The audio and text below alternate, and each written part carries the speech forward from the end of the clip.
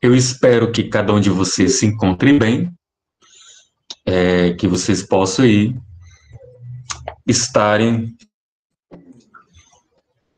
lidando da melhor maneira possível essa situação meio estranha que estamos vivenciando da pandemia, né? Bom, a primeira aula, que foi na semana passada, nós tratamos de uma maneira introdutória o que é filosofia, né? Então eu disse para vocês que eu não estou aqui para doutriná-los, dogmatizá-los a pensar a uma determinada ideologia política específica. Nós veremos que a filosofia tiveram vários pensadores, vários filósofos, e eles não necessariamente pensaram igual.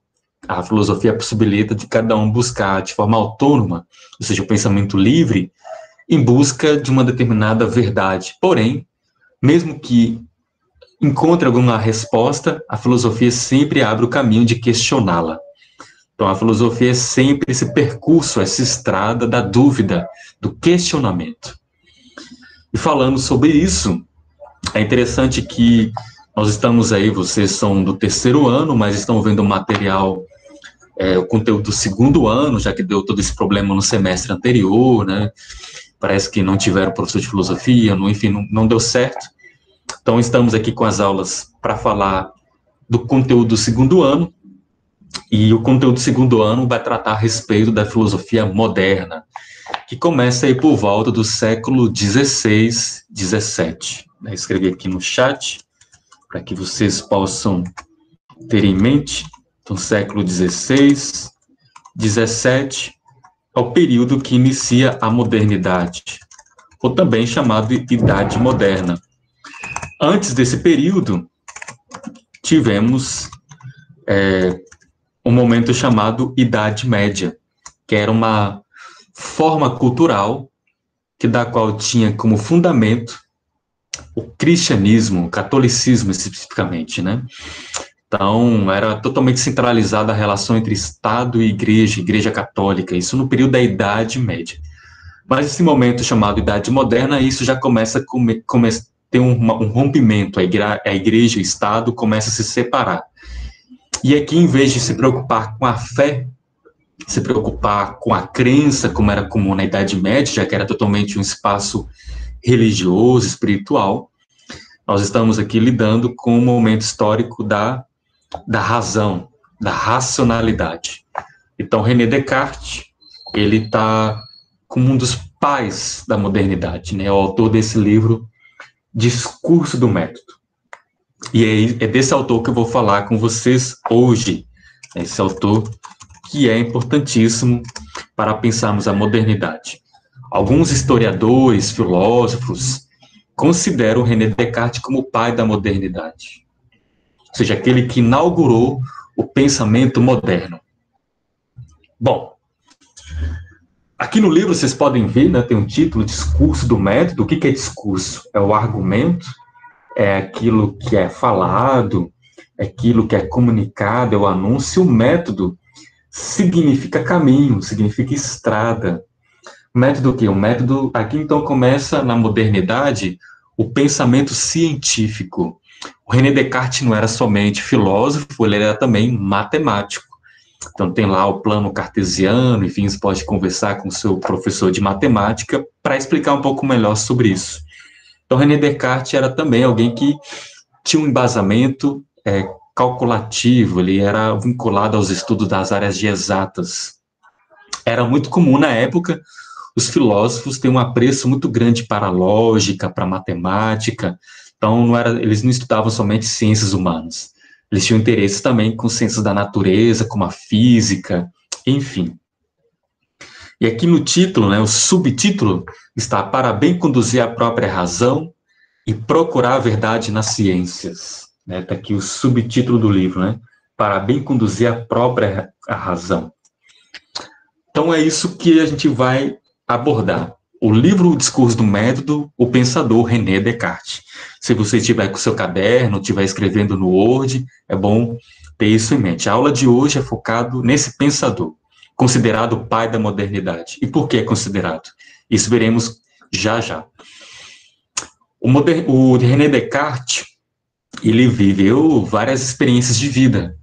Uma delas ele estudou num bom colégio, que é o Colégio dos Jesuítas, né? Os jesuítas é uma congregação, uma instituição dentro da Igreja Católica, formado, né, que teve como o patriarca o Santo Inácio de Loyola.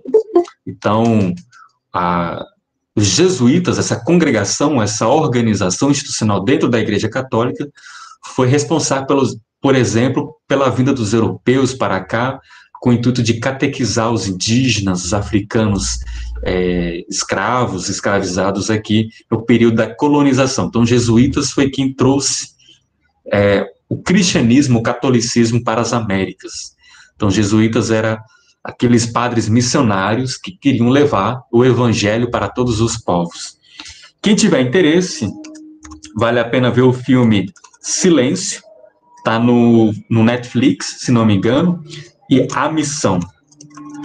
A Missão vai contar exatamente o trabalho missionário dos jesuítas nas Américas, com os indígenas, e o filme O Silêncio vai contar o trabalho missionário dos jesuítas no Japão, querendo converter os budistas, tinham samurais, os meninos que gostam, de repente, de espada, de luta, vai mostrar um pouco isso. Então, são dois filmes belíssimos. Inclusive, o filme O Silêncio, quem fez foi um cineasta chamado Martin Scorsese, me esqueci a pronúncia dele. Um cineasta que é consolidado dentro do cinema mundial, é um cineasta respeitado, né? E o filme A Missão tem uma trilha sonora linda, formidável para quem aprecia música clássica, o próprio cenário, que é filmado aqui no Brasil e em outros países próximos aqui, vizinhos, é lindo, é formidável. Enfim, então para quem quer entender um pouco do trabalho missionário dos jesuítas, vale a pena ver esses dois filmes, né? Então, o René Descartes, ele estudou com os jesuítas, ele estudou em colégios jesuítas, que eram um dos melhores colégios na época. Até hoje, eles são conhecidos pela boa formação. Por exemplo, nós temos, assim, um maior respeito pelas universidades públicas, né, que são as melhores do Brasil, a UNB, as federais, de modo geral, o FMG, o FRJ, ou as estaduais, a USP, mas os jesuítas também têm universidades que têm um primor, tem boa formação intelectual, científico, que são as PUCs, né? A Pontifícia Universidade Católica, né? Então, algumas dessas PUCs são dos jesuítas, né? Outras são de outras ordens, né? Dos maristas, enfim. Então, de todo modo, tem dentro do seio da Igreja Católica uma boa formação intelectual, enfim. E o René Descartes veio, né? Ele estudou com essa elite, ele teve essa oportunidade. Ele é um pensador da França, ele é um francês, então é interessante salientar de onde ele veio. Ele nasce aí por volta de 1600, então ele vive o século XVII. Inclusive, ele tem uma fase que ele vive como militar, ele entra para o exército, ele é militar, mas ele sai, e ele dedica a vida toda a ser um intelectual, um pensador, seja no campo da matemática ou da própria filosofia. E por volta dos seus 40 anos de idade, ele vai escrever esse livro, O Discurso do Método. Ele também escreve outros, né, chamado Meditações Cartesianas. O que ele vai escrever no Discurso do Método? Ele vai entrar num ponto de partida, o método é caminho. Então, o primeiro caminho que ele faz é ter uma postura de um cético, né? O que é um cético? É aquele que duvida, né? Aquele que duvida. O ceticismo é igual duvidar. Então, o cético não é um ateu. O ateu é aquele que nega, digamos, a existência dos deuses, de Deus. E o ceticismo não está necessariamente pensando nisso, de negar Deus. Não é? O cético é aquele que duvida de tudo. E não somente questões espirituais, aquilo que chamamos de metafísica, mas também aquilo que pode estar, por exemplo, alguém me faz uma declaração de amor. Eu posso ter dúvida. Essa pessoa está querendo me ludibriar, está querendo me fazer de bobo, ela de repente quer alguma coisa através dessa declaração, ela tem outro interesse, e para ela poder alcançar o objetivo dela, ela faz uma declaração de amor para tentar me seduzir, para enfim, fisgar o que ela realmente quer. Então, o ceticismo é duvidar de tudo. É aquele sujeito que duvida de muitas coisas. Tem um escritor brasileiro, mineiro, um escritor nascido em Cordisburgo, em Minas Gerais, chamado Guimarães Rosa, autor do livro Grande Sertão Veredas. E o personagem, o Riobaldo, o personagem principal, fala o seguinte: eu não sei de muita coisa, mas duvido de muito do que me aparece como verdade. Eu desconfio de muita coisa. Esse desconfiar é a dúvida. Então, o cético é aquele que desconfia dos discursos que aparentemente querem colocar como verdadeiro. Então, a postura do ceticismo é importante, pessoal. Estou vendo vocês aí, o Paulo, a Giovana, a Sara, a Kelly, a Mariana, enfim, o Diogo, Yara, enfim, o Matheus. O ceticismo é importante numa época tão voltada a fake news, né? Então a gente recebe, de repente, no WhatsApp, notícias falsas, principalmente na área de política, ainda mais hoje que está colocando a questão da ciência também, os negacionistas. Então, o ceticismo é importante para a gente duvidar. Será que tudo aquilo que me chega como manchete, como corrente de WhatsApp é verdadeiro?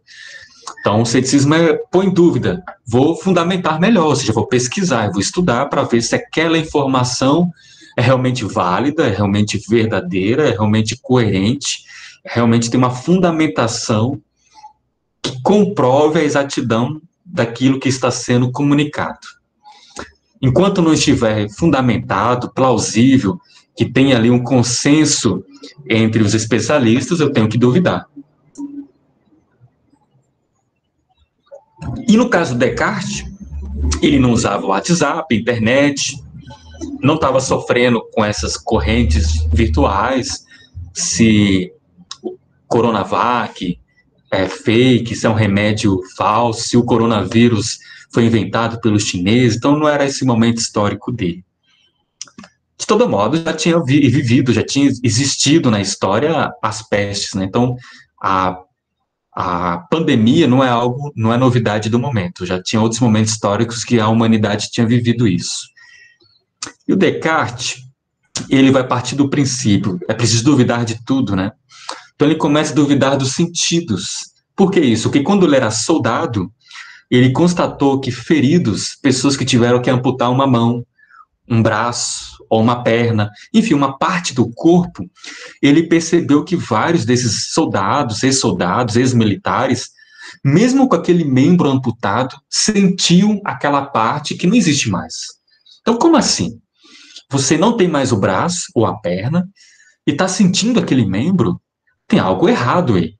Então, se você está sentindo de uma maneira equivocada. Então, é falso aquele sentido, já que o membro está amputado, já não existe mais, foi retirado. Seja porque sofreu um acidente, ou foi bombardeado, ou teve alguma doença, enfim. E isso existe até hoje. Então, naquele momento, o Descartes não tinha esse estudo todo, mas a neurociência, a neurologia, já consegue dar respostas. Fica uma memória, fica uma sinapse do cérebro que informa aquele membro, mesmo que não existe mais. Imagine que você, quando está dormindo, ou melhor, quando você está prestes a dormir, você está deitado na cama, e você já deve ter passado por isso, seu corpo parece que está caindo de um buraco, um abismo, você acorda, né? Você parece que estava caindo, você toma um susto. É uma impressão, você não estava caindo em lugar nenhum, você estava deitado. Você estava num lugar bem seguro, na cama, a cama está no chão, não está flutuando.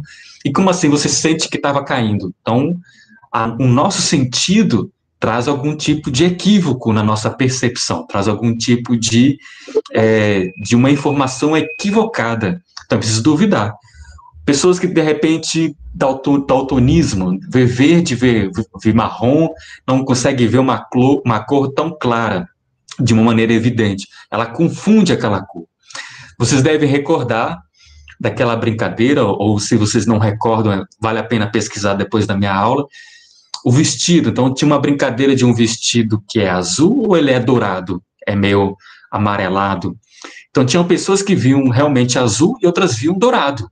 Mas essas pessoas veem normal, muitas delas nem usam óculos, como eu tenho miopia, tenho que usar óculos, mas mesmo quem usa óculos vai lá e coloca o óculos, não, eu tô vendo azul. E a outra, de repente, tem o mesmo grau, enfim, tem o mesmo grau de miopia, ou de estigmatismo, seja lá o que for, não, eu tô vendo dourado. Como assim? É o mesmo fenômeno, é o mesmo vestido, é a mesma coisa, é o mesmo objeto, e duas pessoas ou várias pessoas estão vendo diferente. Então, existe aí uma brincadeira de ótica, né, uma ilusão ótica, como falamos, ou dentro de um tratamento dessas brincadeiras que é feito com imagens pelos especialistas da área da psiquiatria, dos neurologistas, enfim. Então, nossos sentidos podem nos trazer um equívoco da informação do fenômeno. O que é o fenômeno? Fenômeno significa a manifestação dos objetos, das coisas, aquilo que está circunscrito a nós. Então, a gente pode ver de maneira equivocada. Então, imagine à noite. Você acorda, a bateria do celular tá descarregada, você não consegue ligar a luzinha dele, a lanterna. O interruptor da luz também está um pouco longe de você, não está próximo, você acorda, você tem que andar alguns passos para ligar a luz do seu quarto, ou de repente a lâmpada está queimada e você não sabia. Aí você levanta à noite, ou de repente teve um apagão, você nem sabia, teve um apagão na região onde você mora, e você começa a trupicar, esbarrar nos objetos, na cama, bate lá o joelho, nossa, sente uma dor, você esbarra no banheiro quando vai entrar, enfim, tá tudo apagado, tá tudo escuro. Então, você percebe que, opa, eu tenho que começar a andar como? Andar com as mãos estendidas. E, de repente, você, no medo ali, de repente você está sozinho, ou você já viu um filme de terror um pouco antes de dormir, você começa a ver vulto, começa a ver fantasmas, mas de repente não era nada disso, você está vendo coisas que não existem, você está projetando da sua cabeça, ou você viu uma sombra de um gato na parede, e está imaginando que aquela sombra é um fantasma, um vulto, uma assombração, enfim.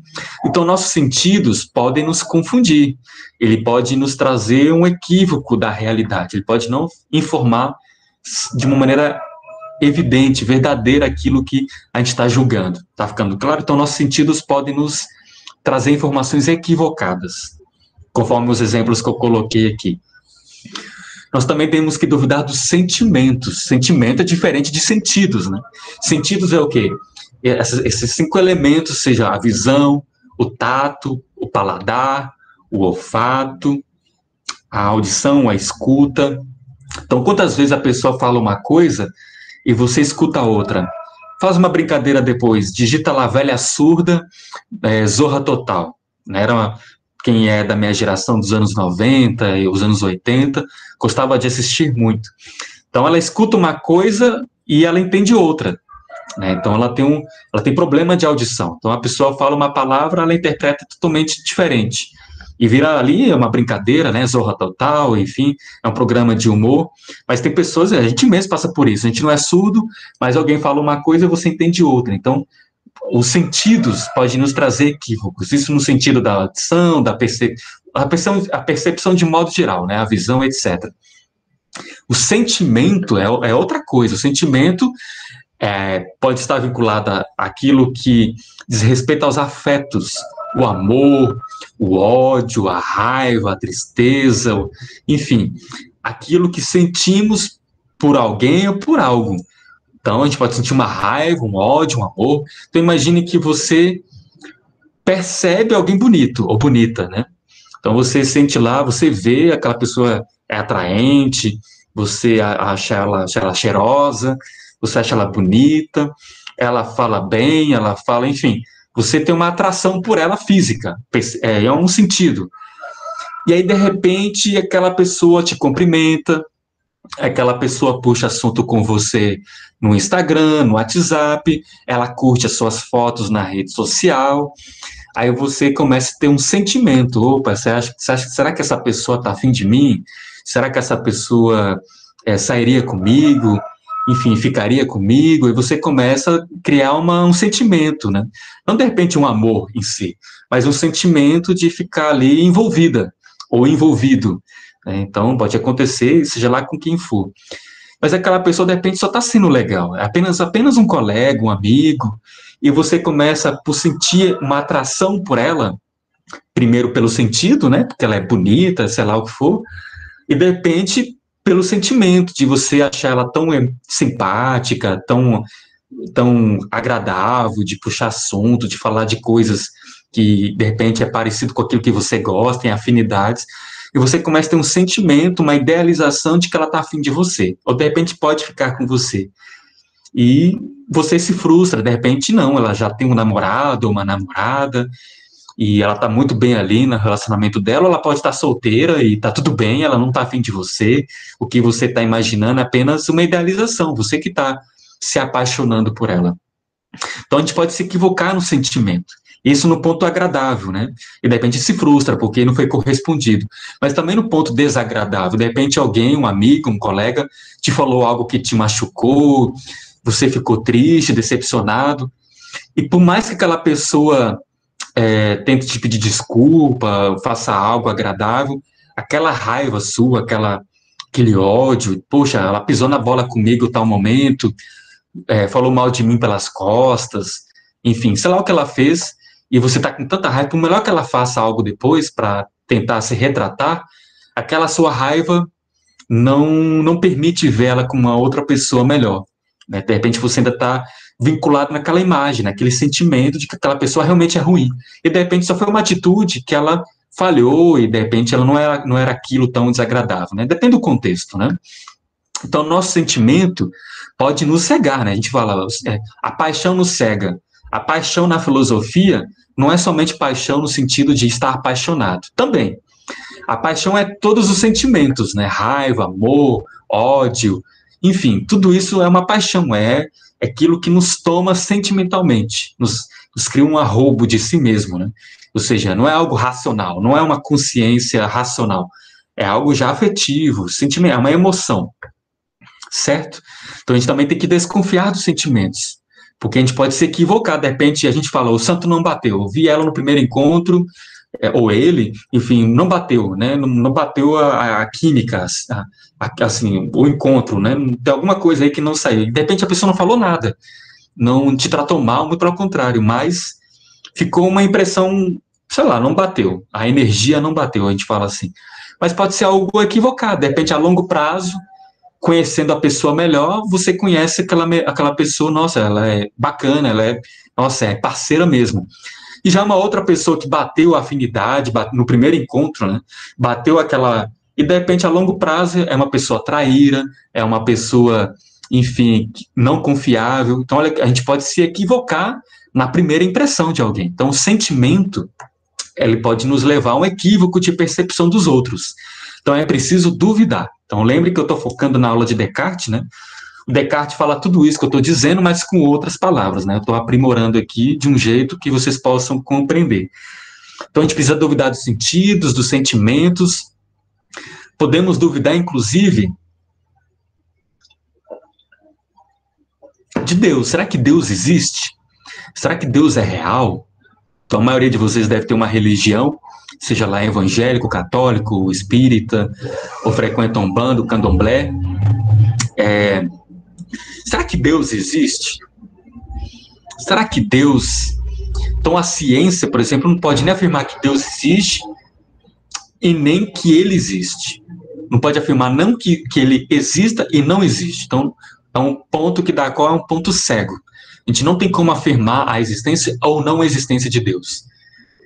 Então, sempre fica a possibilidade de duvidar. Será que Deus existe?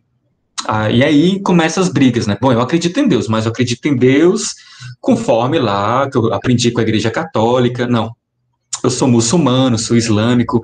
Deus, para mim, veio da narrativa do Maomé, do Alcorão. Aí o outro, bom, eu já sou taoísta, eu sou da tradição do taoísmo, que é da China, e assim vai. Então começa a briga. Então, mesmo quem acredita em Deus, tem várias formas de ver Deus, e é diferente. São várias civilizações, são várias culturas, e a gente chega no ponto mesmo, mas quem é Deus, então? A gente pode duvidar de Deus. Então, a gente pode duvidar dos sentidos, dos sentimentos, inclusive da existência de Deus. Quem é Deus? E, por fim, a gente pode duvidar se isso aqui é real. Será que a gente existe? Mariana, será que você existe? Carolina, será que Caroline, será que você existe? A Giovana, todos vocês, Paulo, Mateus, será que vocês existem? Será que a gente está na pandemia? Será que a gente está, de fato, vivendo nesse momento histórico, em plena tecnologia? O ser humano é capaz de mandar um foguete para a Lua, o homem é capaz de planejar junto, existe tecnologias para isso, a Tesla, que é uma empresa que está aí forjando uma possível viagem para Marte, com pessoas que vão ficar lá por um tempo, e a gente está vivendo uma pandemia? Como assim? Existe pandemia, meu? Não. Será que isso aqui não é um sonho? Será que a gente não está numa Matrix? Você já deve ter ouvido falar do filme Matrix. Quem comentou, Andressa, já olha o que você disse, viu? Então, será que a gente está numa Matrix? Ou seja, o que é uma Matrix? Uma espécie de um jogo, né? Um mundo virtual, assim. Não é virtual aqui dessa tela aqui, ó. Consigo entrar, né? Será que o mundo em si é totalmente ilusório? Uma espécie de um sonho? Porque quando a gente está sonhando, você, Kelly, você, Andressa, Mariana, enfim, Paulo, quando você está lá deitado, dormindo, beijando o seu crush lá, curtindo aquela pessoa que você estava afim de ficar, e não sei o quê. Aí você acorda, puxa, é apenas um sonho, né? Ou você estava viajando para um lugar que você sonha ir, sei lá, para uma praia, ou acabar essa pandemia maluca, enfim. E no seu sonho estava tão bacana, ou um pesadelo também, né? Você pode estar num pesadelo e quando acorda, ufa, aí você bebe um copo d'água, vai no banheiro, joga uma água no rosto, faz uma oração de repente, enfim, e agradece que era um sonho porque era um pesadelo apenas, né? Não era real. Enfim, então, mas quando a gente está sonhando, no momento do sonho, a gente acha que é real. Parece que aquilo está realmente acontecendo. Por mais absurdo que seja, a gente pode até voar no sonho. Voar de bicicleta, um carro está voando, a gente de repente está num ambiente, né, e do nada está num outro lugar. E dentro do sonho a gente vive aquilo como se fosse real. A gente não para dentro do sonho e pergunta, será que isso aqui realmente existe? Raras pessoas fazem isso, que é chamado de sonho lúcido.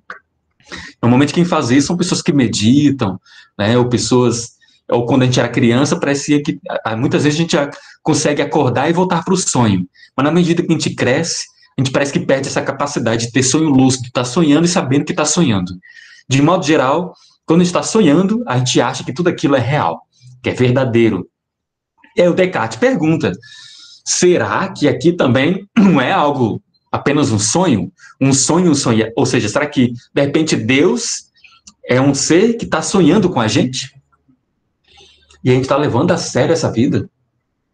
A gente briga porque o Bolsonaro é presidente, briga porque o Lula vai provavelmente se candidatar à presidência, e tudo aqui não passa de um circo, de um teatro. A gente está levando a sério uma coisa que é apenas um sonho. Descartes faz essa pergunta. Aí você pode falar assim, cara, esse Descartes é meio maluco, né? Ele deve ter fumado um baseado, o cara não tinha nada para fazer para ficar perguntando isso. Não é bem assim, né? Para ver os filmes que vocês assistem. Vários filmes, e Matrix é um deles. Se vocês não assistiram, vale a pena ver. E também tem um desenho animado, agora eu não lembro, porque eu nunca assisti, mas os meus amigos comentam, etc., outros alunos falam, que trabalha essa linha tênue, né? O que de fato é real, né? Existem mundos paralelos? Enfim, será que a gente vive um mundo simulacro, uma simulação de algo, de um jogo?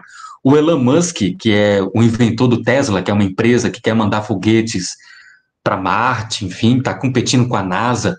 O Elon Musk está criando carros automáticos. O Elon Musk tem uma teoria maluca, que a gente está dentro de um jogo, entendeu? A gente é um laboratório de um extraterrestres.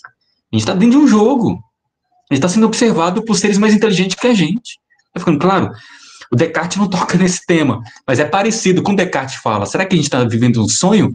É parecido com essas teorias da qual a gente, de repente, não está numa realidade, está num simulacro, numa simulação. Que loucura, né, meu? É loucura, porque se a gente estiver vivendo isso, não tem sentido tudo aquilo que a gente tem como aquilo que a gente está levando a sério. Porque a vida não é algo que existe, é apenas um jogo, é só apenas um personagem. Olha que maluquice. Deixa eu ver o que vocês estão comentando. Exatamente, André. Será que você está duvidando da sua existência? É um ponto. É uma loucura isso, né? Mas é o ponto que o Descartes fez. Será que realmente eu vivo, estou vivo? Será que eu existo? Será que eu sou eu mesmo? Por que, que eu sou Lucas e eu não sou Eduardo? Por que, que eu não sou Mateus? Por que, que eu não sou o Paulo? A Andressa fala, né? Será que os sonhos não é um tipo de outra dimensão? Pode ser, Andressa? Pode ser? Vou dizer sim ou não. Pode ser. Há quem afirme que é. E eu diria, né? Não Descartes. Então, uma nota de rodapé. Não duvido. Pode ser que sim. Pessoas com uma espiritualidade aflorada podem ir em camadas outras, né? Mas não é o ponto da aula, não sei tratar sobre isso. Mas não duvido que seja. É mais ou menos isso, Giovana. Pode ser que a gente está numa versão de sonho e a gente acredita que é real.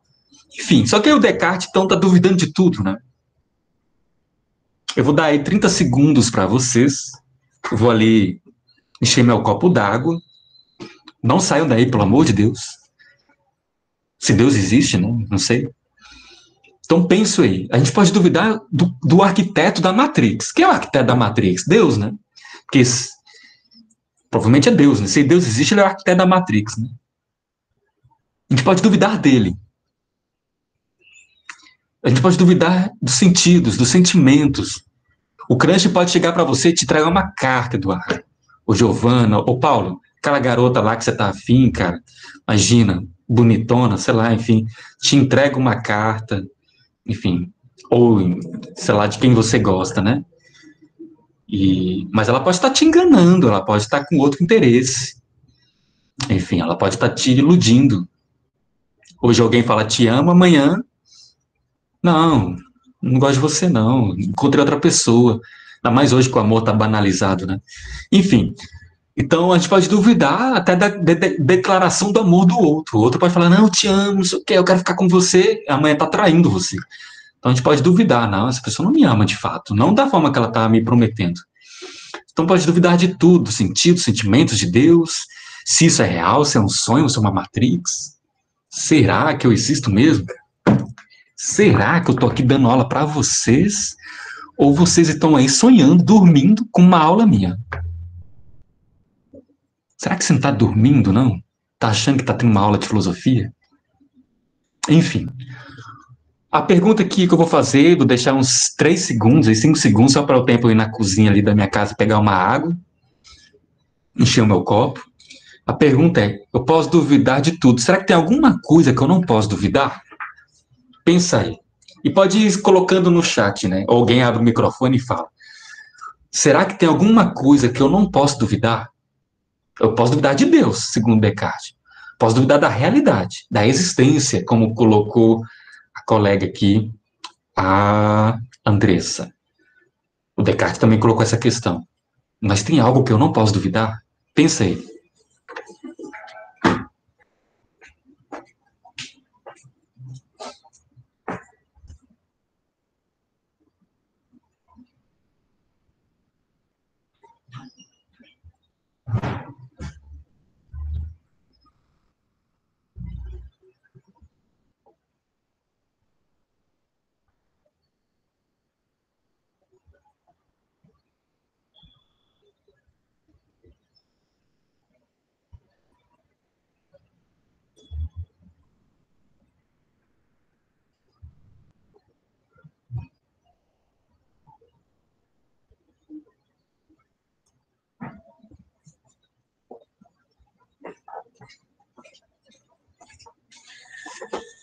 E aí, pessoal? Alguém ousa dizer?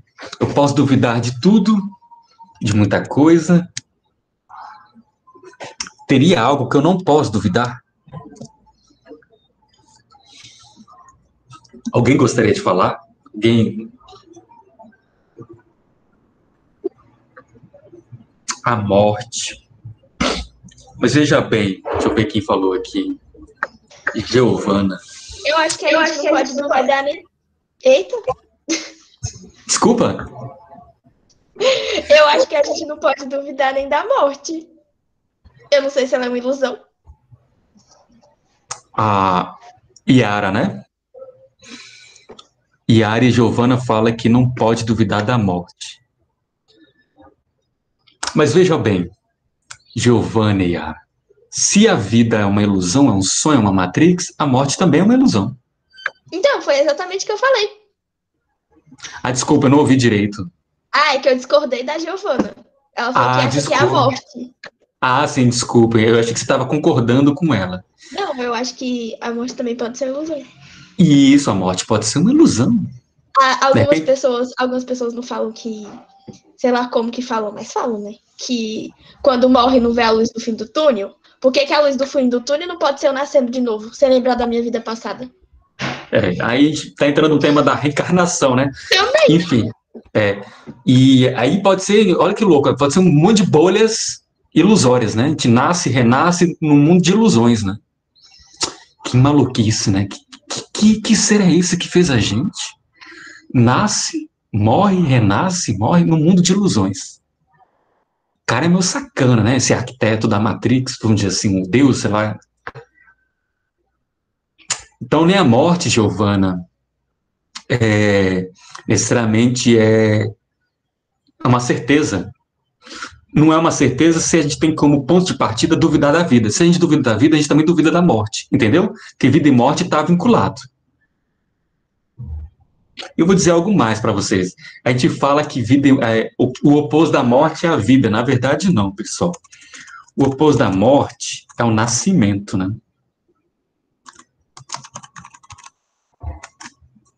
Então, o nascimento é a origem, a morte é o fim.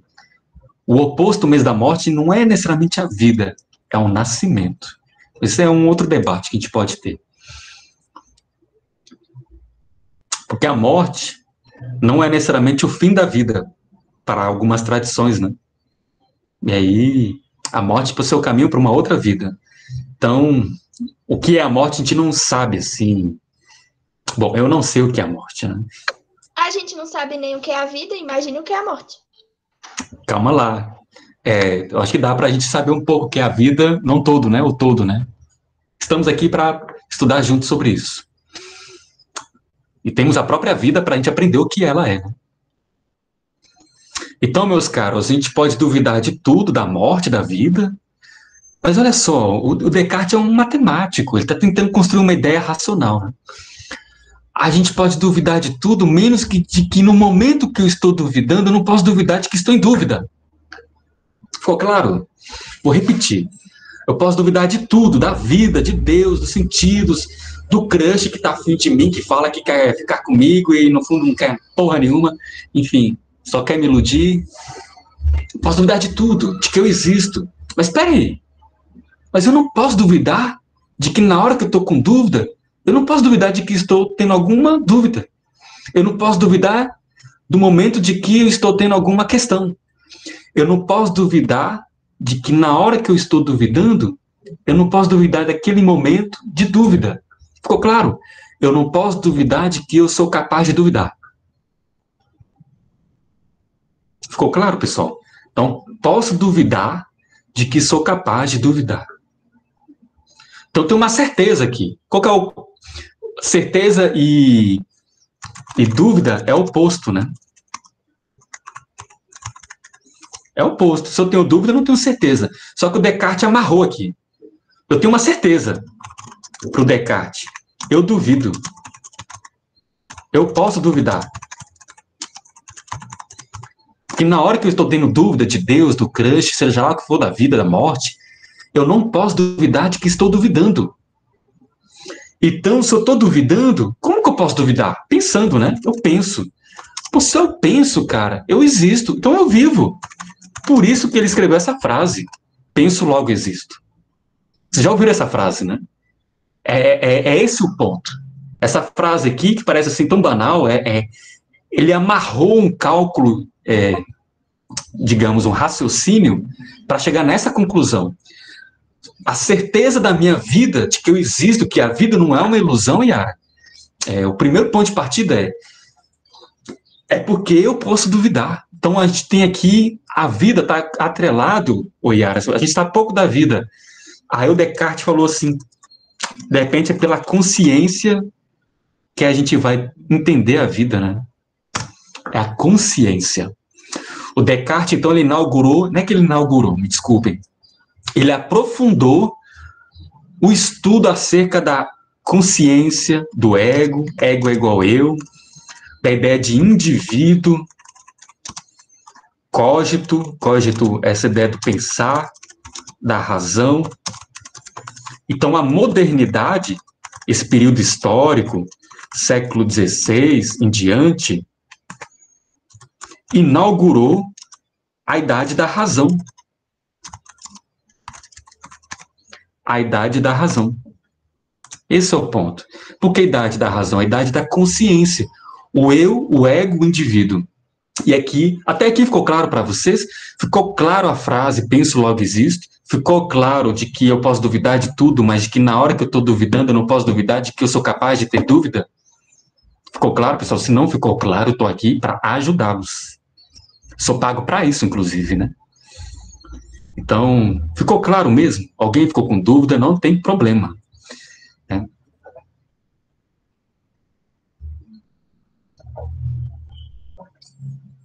Maravilha.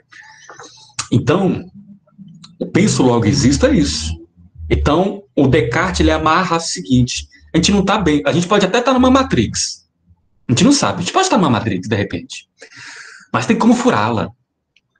Furar como? Através da consciência. Compreende? A consciência. A consciência que pode chegar à verdade. E a primeira verdade que a consciência chega é: eu existo. Eu existo. Eu existo. De alguma forma eu existo. Eu existo através, primeiro, do pensar. E o pensar é sempre essa capacidade de duvidar. Então, esse é o ponto. Então, não teria como você... Eu sou capaz de duvidar de tudo, mas não posso duvidar de que estou duvidando. Pronto, então, eu não posso duvidar de que estou duvidando. Pronto, então, eu tenho uma certeza, que eu duvido. Essa certeza que eu duvido, pô, mas eu duvido como? Pensando. Você não duvida sentindo, não é isso. É duvido pensando. Não é pensando. Então, se eu penso, eu tenho uma razão. Eu tenho uma consciência. Bom, mas essa consciência, essa razão está onde? Está no corpo. Está na corporeidade, né? Ela não é uma coisa aí, digamos, que está fora de algo. Ela está dentro de uma corporeidade, um organismo físico. Então, está aqui. Então, eu existo. Ufa. Então, tá aí. Então, esse é o ponto, né? Para o Descartes, bom, aí é o Descartes dizendo, né? A glândula pineal, deixa eu escrever aqui, a glândula pineal é a alma. Bem aqui em cima, ó. Aqui em cima é a alma. É onde está a nossa alma. Esse é o ponto para Descartes. Aí está o nosso ser, a nossa... Então, assim, eu posso cortar o meu cabelo, eu posso, sei lá, pintar de vermelho, posso fazer muita coisa nele, né? Eu posso ir numa praia e ficar bronzeado. E assim, posso fazer várias tatuagens, fechar meu braço cheio de tatuagem. Isso é apenas o aspecto da superfície, né? Está na superfície, não é meu ser, de fato.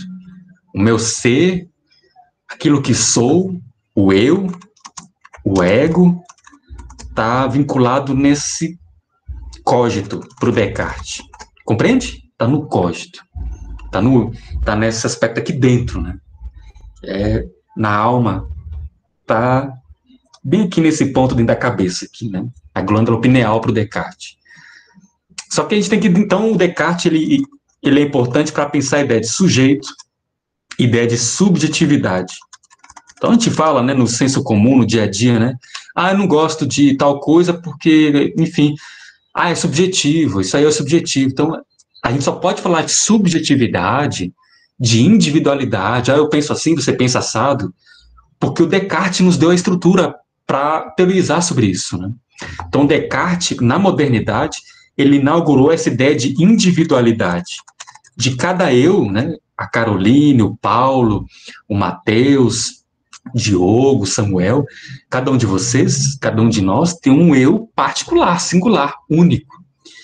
Mais do que pelas características físicas, mas por aquilo que constitui a nossa subjetividade, nossa individualidade, aquilo que constitui nosso interior.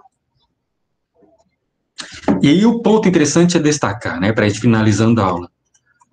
Ego é diferente de egoísmo e individualidade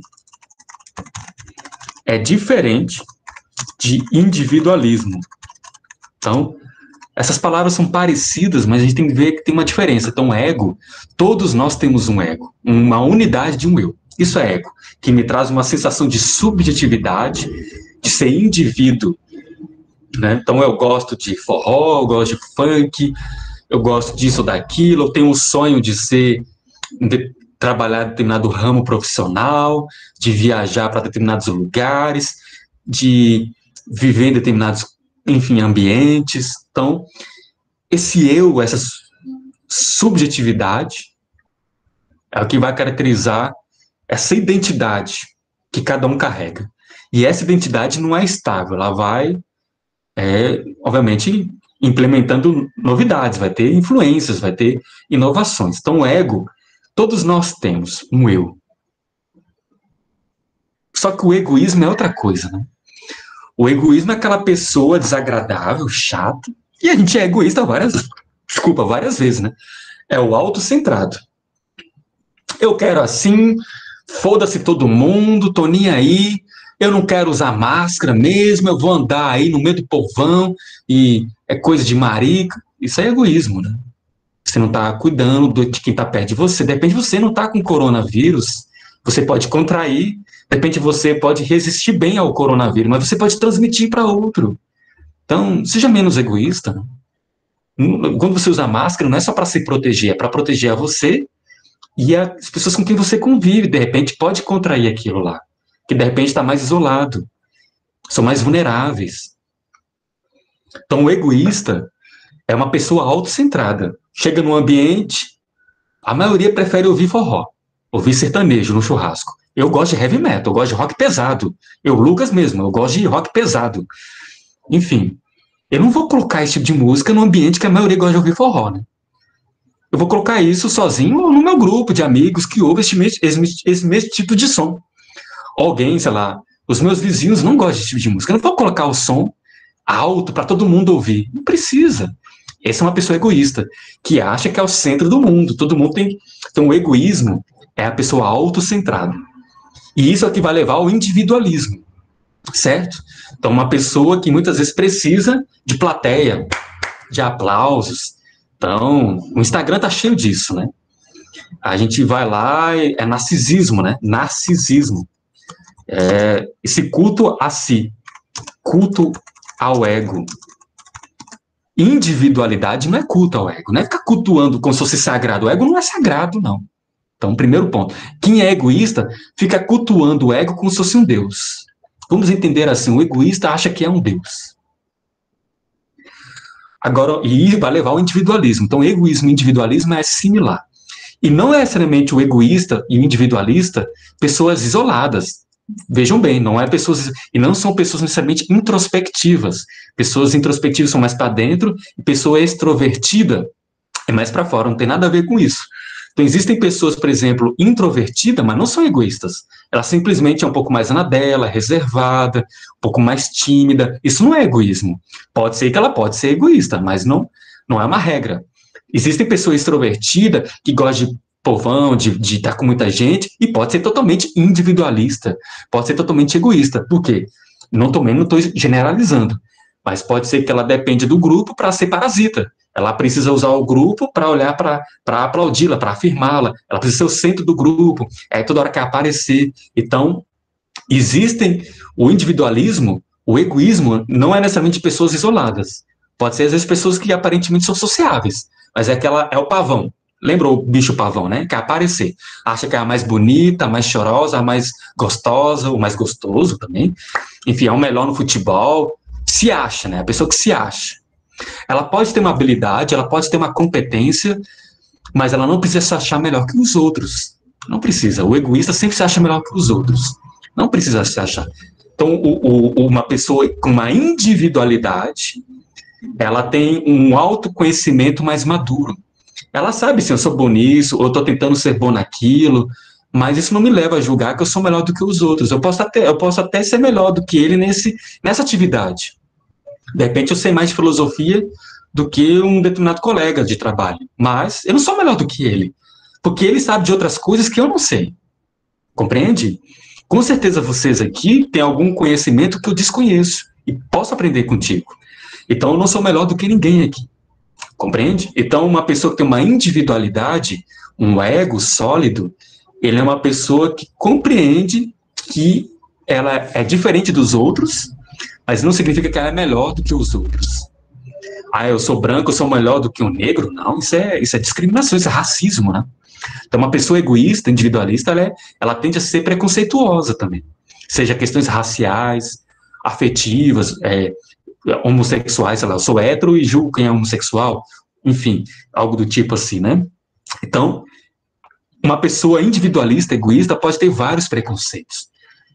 Dificuldade com quem é de uma religião diferente.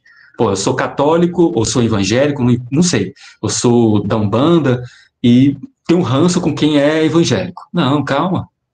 A gente pode conversar de uma maneira madura. Ela continuará evangélica, eu continuarei espírita, seja lá o que for, ou ateu, e podemos conversar, aprender com o outro com aquilo que ela acredita, sem levar a uma briga de foice e faca. Ela é de esquerda, eu sou de direita, ou vice-versa, eu posso conversar com ela. Bom, você prefere o capitalismo, o empreendedorismo, já eu prefiro o socialismo?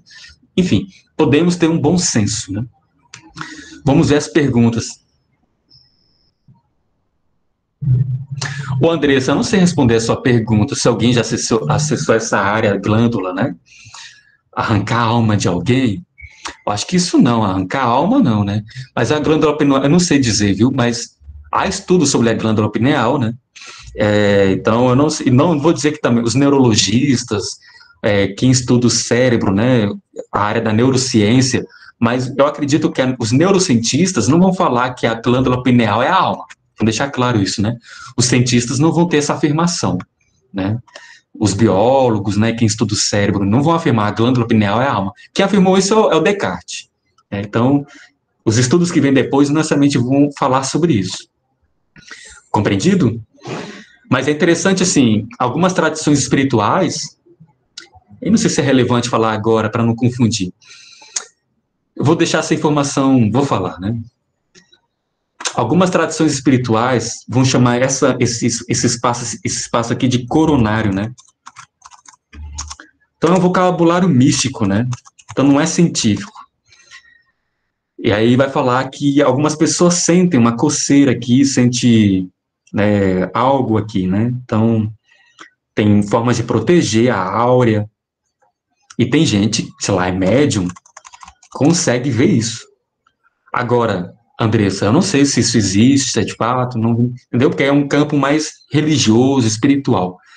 Então, mas é interessante que o Descartes havia falado sobre isso, e você percebe que, sei lá, quem é de outras tradições com esse teor, né, de linguagem do coronário, do místico, do médium, pode perceber uma áurea nesse aspecto aqui em cima da cabeça, né? Enfim, a própria palavra orixá, por exemplo, no candomblé, ori, né? Ori é a cabeça, né? Então, quando a gente batisma, normalmente o batismo é o quê? Jogar água na cabeça. Então é interessante assim, vamos entender isso como simbólico, né? A cabeça parece que é algo muito sagrado.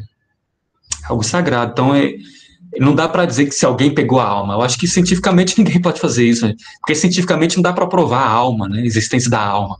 É uma palavra simbólica, metafórica, né? O que a gente fala é o quê? Mente, cérebro, psique, consciência.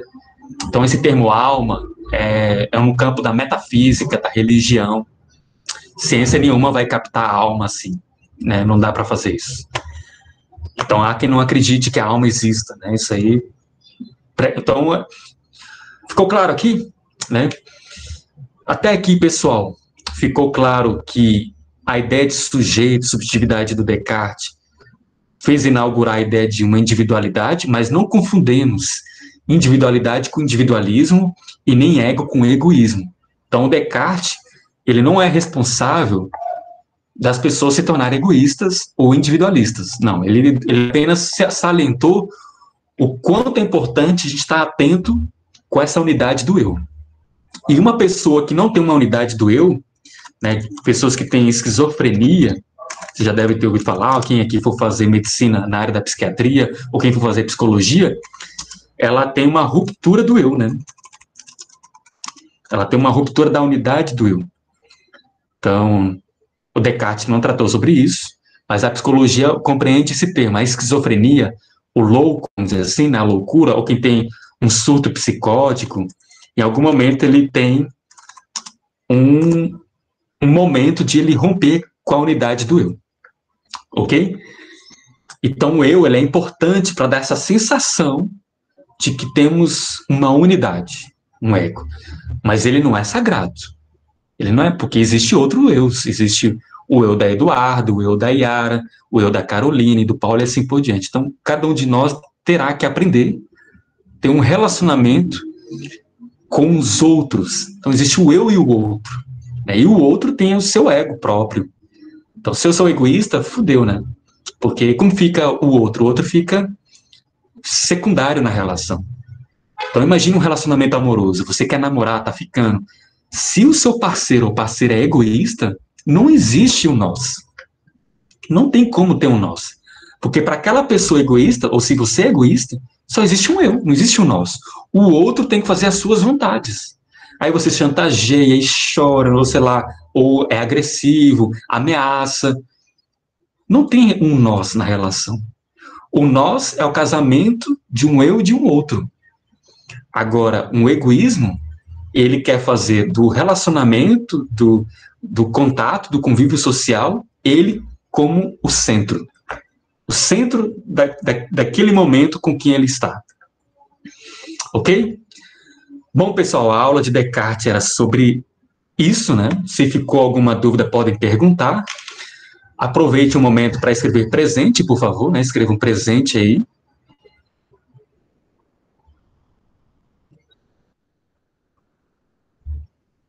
E semana que vem... Ah, pessoal, antes de vocês saírem, não saiam, não me abandonem, por favor. O que vocês decidiram? Vamos ter aula toda semana, ao vivo, nessa telinha do Google Meet? E com prazer vou falar com vocês? Ou a cada 15 dias? Como vocês querem? Decidiram isso? Não decidiram? Querem me falar depois? Querem me falar amanhã, por e-mail?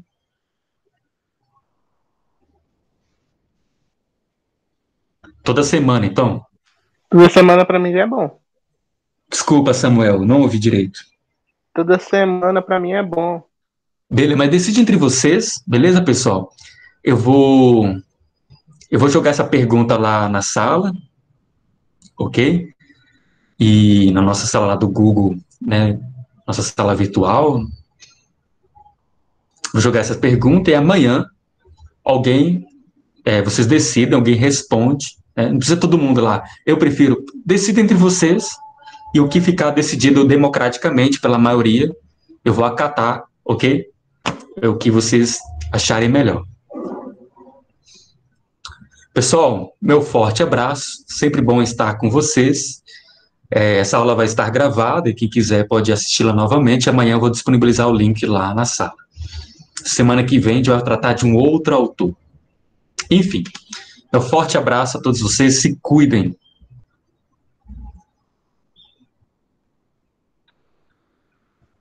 Falou, professor. Então, Valeu. Deus. Tchau, Lucas. Valeu, Yara.